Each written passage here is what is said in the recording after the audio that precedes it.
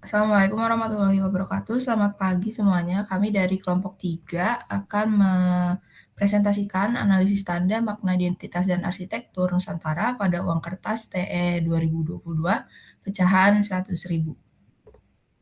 Ini untuk anggota kelompok ada Hilmi Atia, Rama Indira, sama Mawar Saron, dan saya sendiri Raisa Fatima Herman.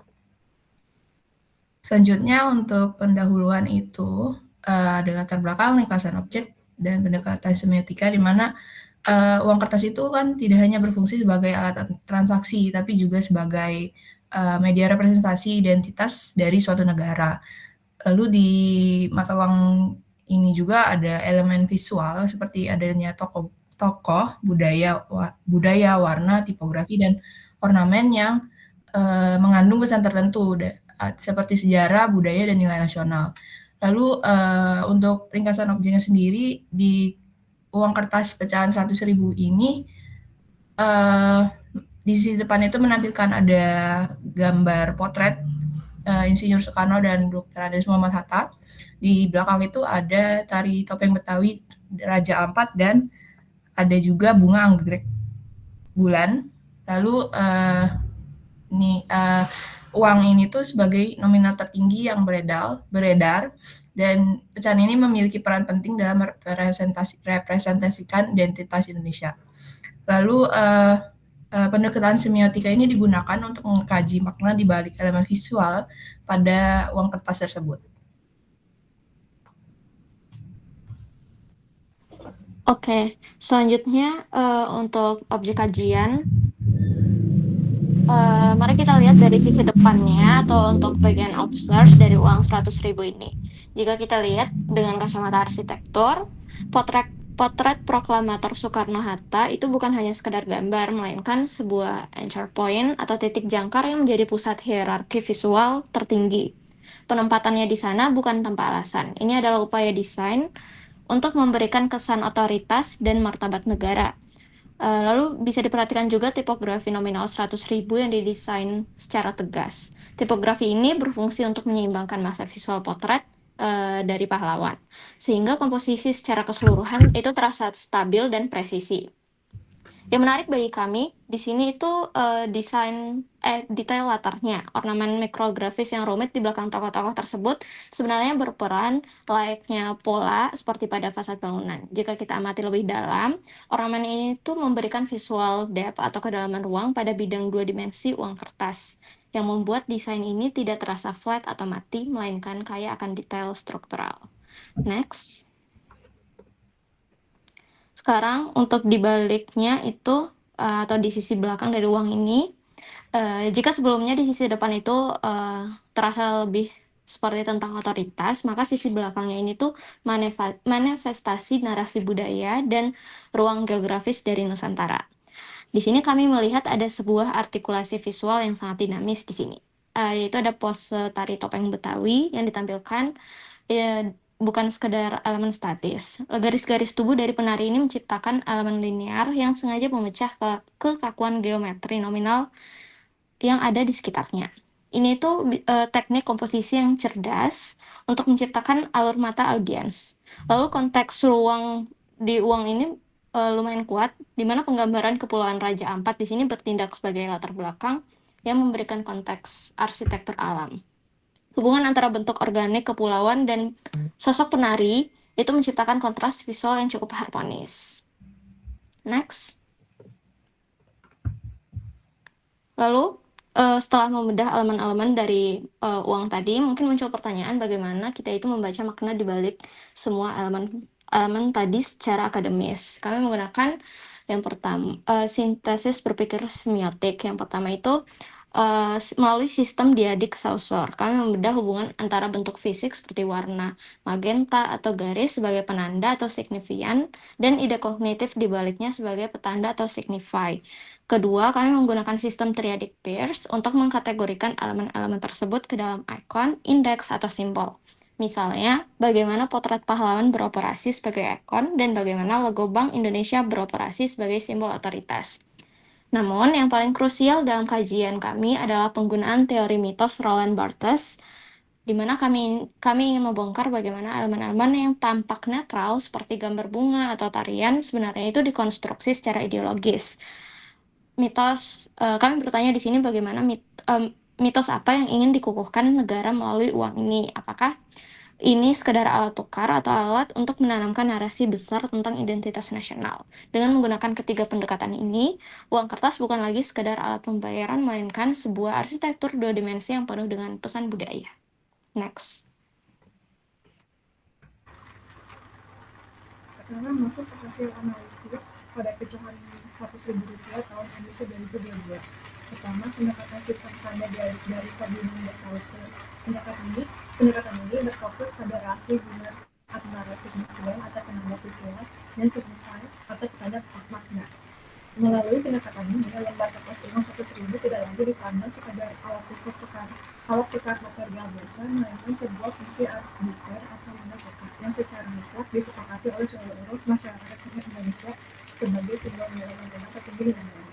Kita melihat relasi sintaktik atau konstruksinya, terdapat tatanan sintaksis yang kontras antara kedua sisi uang. Di bagian sisi depan terdapat ukuran struktural formal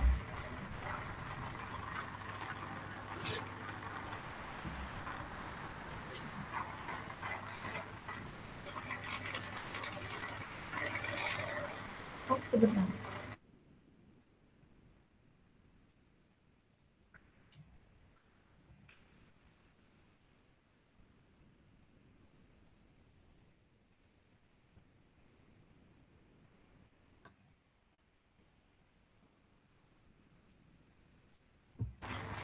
Mungkin aku bakal join dari HP sebentar ya.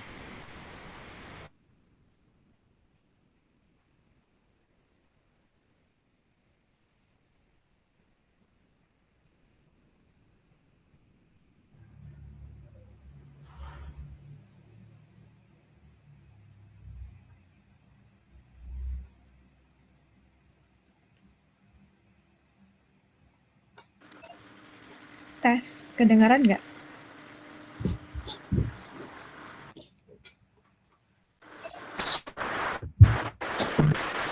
Oke, saya ulangi ya. Sekarang masuk ke hasil analisis kami pada pecahan 100.000 tahun emisi 2022. Pertama, pendekatan sistem tanda diadik dari Ferdinand de Saussure.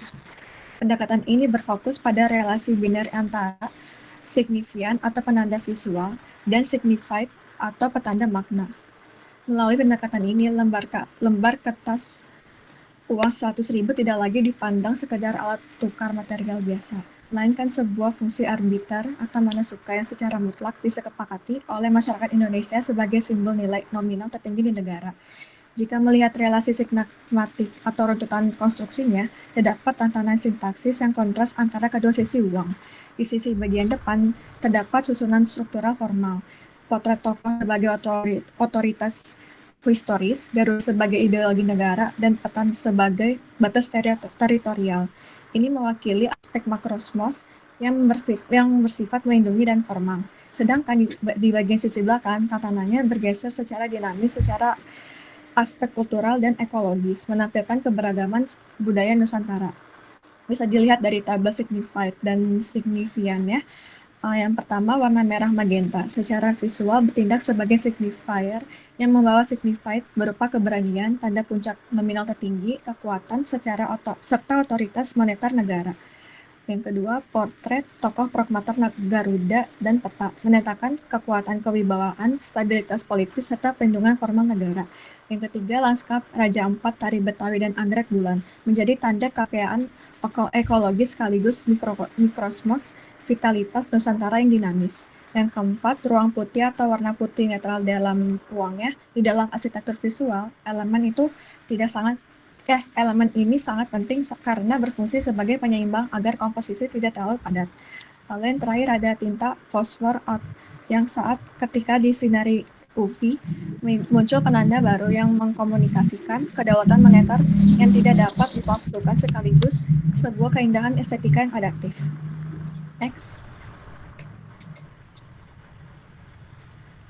Di bagian analisis Peirce melihat pembentukan makna melalui 3 lapis, representamen, objek, dan interpretan. Jika ditarik ke dalam konteks arsitektur visual dapat dibagi ke dalam 3 aspek. Pertama, ada aspek ikon, diwakili oleh kemiripan rupa potret Soekarno-Hatta sebagai tokoh historis dan Laskar Praja IV sebagai sumber daya ekologis. Menariknya, saat terpapar sinar UV, muncul ikon baru yaitu peta Indonesia yang berpendar jingga kemerahan jika sebagai tanda keutuhan teritorial, serta anggrek bulan biru putih yang mewakili keindahan flora endemik dalam dimensi teatrikal atau niskala. Lalu yang kedua ada aspek indeks, ditujukan oleh pola garis cetak dan gambar transparan sebagai tanda teknologi keamanan, serta ekspresi wajah proklamator yang tegas sebagai petanda wibawa kepemimpinan. Di bawah sinar UV, indeks ini diaktifkan secara fisik-kimiawi melalui pandaran fosfor near sebagai bukti otentitas keaslian, sekaligus menjadi aksis cahaya atau focal point yang membantu fokus pandangan. Lalu yang ketiga ada aspek simbol, adanya Garuda Pancasila sebagai ideologi kenegaraan dan motif ukiran Papua sebagai identitas budaya. Di bawah sinar UV, simbol ini dikunci oleh angka nominal 100.000 yang menyala merah sebagai tanda pengesahan puncak nilai ekonomi tertinggi di negara. Lalu yang ketiga ada analisis pokok lanjutan dari Roland Barthes untuk melihat bagaimana konsep berpikir ulang dibangun dari lapisan ideologi tanda visual. Barthes membagi menjadi 3. Yang pertama ada denotasi, merupakan dokumentasi faktual apa kasat mata. 2 bidang warna merah magenta, sisi depan berisi pahlawan, Garuda, nominal, dan peta. Sementara sisi belakang berisi penari Betawi, anggrek, dan Raja Ampat. Lalu yang kedua ada konotasi, merupakan pakmanaan lapis kedua. Warna merah ini tidak diartikan sekedar keberanian secara literal, melainkan pada nominal tertinggi. Wajah tegas proklamator berkonotasi pada stabilitas negara dan visual ekologi budaya melambangkan vitalitas kehidupan berbudaya masyarakat kita.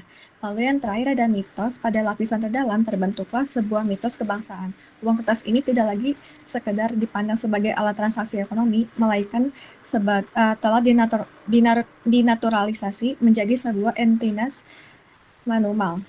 monumental yang mempresentasikan kedaulatan, harga diri, dan pertahanan negara yang megah melalui kehadiran lambang Garuda serta potret proklamator. Next. Selanjutnya ini ada slide temuan utama. Di sini ada 3 poin penting yang menjadi benang merah pembahasan tentang uang 100.000. Yang pertama ada poin sintesis analisis semiotika, yang dimana uang sebagai sistem tanda atau semiotika Barthes.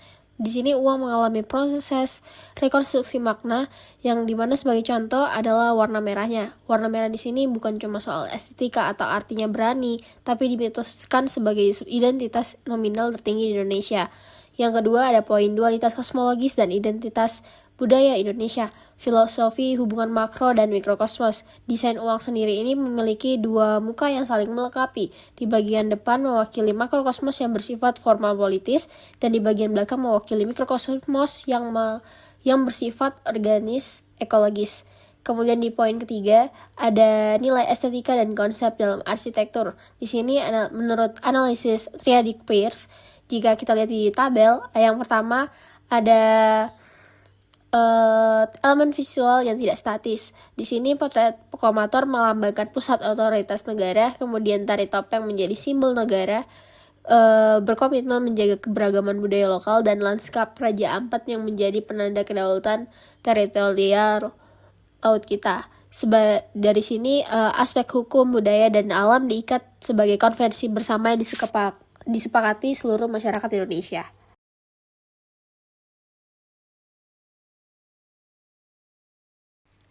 Lanjut ke kesimpulan. Di sini ada yang pertama ada identitas budaya 2 dimensi. Di sini budaya Indonesia tidak hanya terwujud secara konstruksi fisik arsitektural, tapi dari 2 dimensi lembar uang.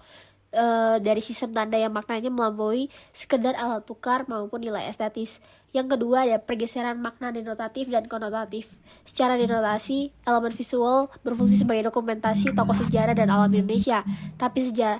Secara konotasi dan mitos, elemen ini menciptakan emosi ruang interaktif yang menandakan stabilitas dan kewibawaan, seperti warna merah yang dinaturalisasi menjadi simbol otoritas nominal tertinggi. Yang ketiga ada prinsip dualitas kosmologis, yang di sini mengusung konsep dualitas kontras. Di sini di sisi depan sebagai wajah politik dan otoritas formal negara melalui lambang Garuda dan potret proklamator. Yang ketiga ada dinamika ekologis dan budaya. Di sini berbanding terbalik dengan sisi depannya, sisi belakang mempresentasikan kehidupan masyarakat yang dinamis, organis, dan ekologis melalui gambar-gambar tari, kepulauan, dan anggrek. Lanjut yang terakhir merupakan kesatuan ekosistem berbangsa. Di sini ada paduan dimensi politik di sisi depan dan dimensi budaya di sisi belakang. Hal ini membuktikan bahwa identitas arsitektur Nusantara adalah satu kesatuan utuh yang mengintegrasikan manusia, alam, tradisi, dan sistem kedaulatan negara.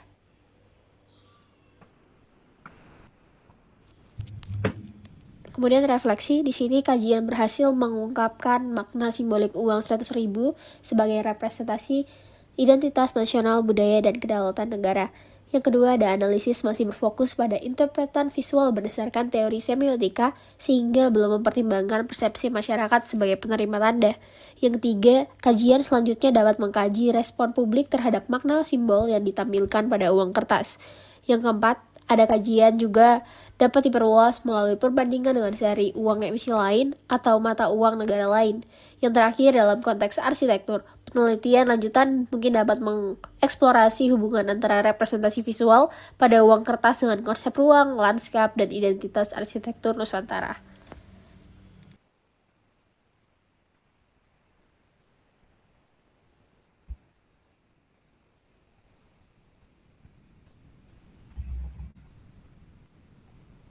Kemudian ini ada daftar pustaka kami.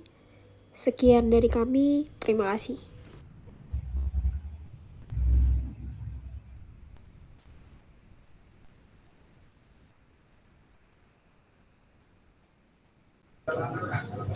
Baik, terima kasih dari kelompok 3. Dari yang lain, apakah ada yang mau ditanyakan ke kelompok 3? Boleh langsung ditanyakan. Aku mau nanya buat kelompok 3. Tadi kan udah dijelasin kan pemilihan tari topeng Betawi, Raja Ampat, Anggrek Bulan itu. Apakah cukup mewakili keberagaman Indonesia atau hanya sekedar merepresentasikan budaya tertentu yang dipilih negara?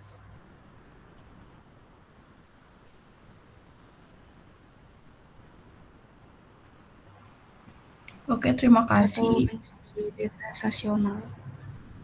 Ya, terima kasih dari Vensa untuk pertanyaannya. Jadi, aku izin menjawab. Kalau menurut kelompok kami itu sebenarnya simbol-simbol ini udah cukup representatif ya, karena udah mewakili budaya, alam, dan biodiversitas Indonesia juga. Tapi kalau misalnya menurut dikaitkan dari teorinya Roland Barthes, ini tuh juga termasuk dalam bentuk kurasi negara. Jadi dari banyaknya budaya, tarian, lanskap, dan flora fauna di Indonesia itu cuman beberapa simbol tertentu yang bisa dipilih untuk mewakili keseluruhan bangsa. Jadi simbol-simbol itu tuh mengalami kayak proses naturalisasi dan membentuk mitos tentang apa sih yang sebenarnya representatif untuk dijadiin lambang atau simbol di uang tersebut. Jadi uang itu nggak hanya sebagai merepresentasikan identitas nasional, tapi juga membentuk identitas nasional melalui simbol-simbol yang terus kayak direproduksi dan dianggap mewakili seluruh negara. Kayak gitu sih dari kelompok kami. Apakah menjawab pertanyaannya? Oke, makasih Raisa. Udah cukup menjawab. Oke. Baik, terima kasih untuk pertanyaan dari Vensa. Dan dari yang lain, apakah ada pertanyaan lagi? Saya, Mas. Oke. Apakah masih cukup waktunya ya? Boleh disempatkan aja. segera. Oke, gini, pada pecahan 100.000 ini kan terdapat gambar 2 pahlawan, sedangkan pada pecahan yang lain hanya menampilkan 1 pahlawan. Nah, ini apa maknanya dalam semiotika? Terima kasih.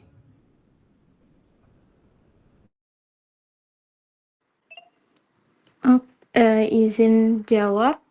Jadi ada alasannya kenapa uang 100.000 itu ditampilinnya 2 pahlawan dibandingkan sama uang lainnya tuh cuma 1 pahlawan. Yang pertama itu karena yang pertama itu uang 100.000 itu nominalnya paling tinggi. Jadi Bank Indonesia itu memberikan tanggung jawab visual kayaknya yang lebih besar pada uang ini. Jadi ia harus mempresentasikan nilai-nilai paling fundamental dari negara, yaitu sejarah, kemerdekaan, dan fondasi kebangsaan yang diwakili secara sempurna oleh duo proklamator tersebut. Lalu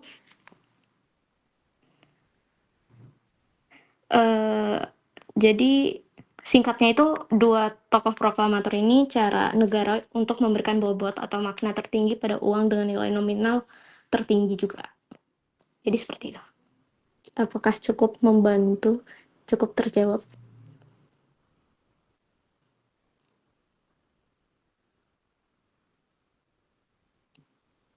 Halo?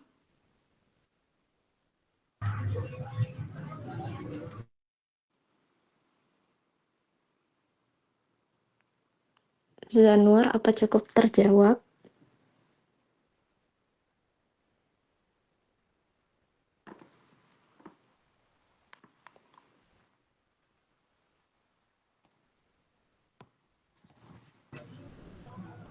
Sepertinya sudah cukup menjawab, dan karena waktu kita sudah mulai menipis, kita lanjut ke kelompok berikutnya. Terima kasih dari kelompok 3 sudah mempresentasikan presentasinya.